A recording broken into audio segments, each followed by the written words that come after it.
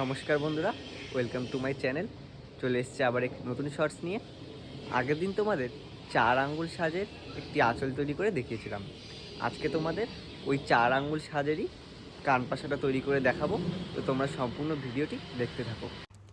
এই কানপাশাটার ক্ষেত্রেও কিন্তু আমি সাদা ক্যালিকলেরই ব্যবহার করেছি।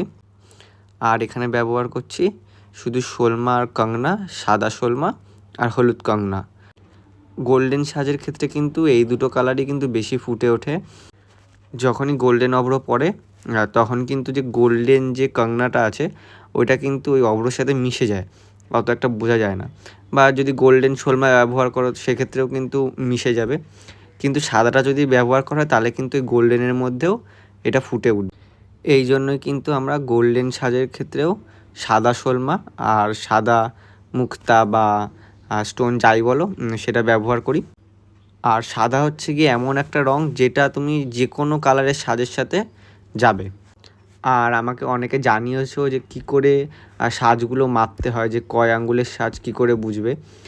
তো সেই ভিডিওটাও আমি এর পরবর্তীতে নিয়ে আসবো খুব শীঘ্রই। আর তোমরা কিন্তু অবশ্যই কমেন্ট করে জানিও যে তোমাদের ভিডিওটি কেমন লাগলো। আজকে এই পর্যন্তই, দেখা হচ্ছে আবার পরের ভিডিওতে।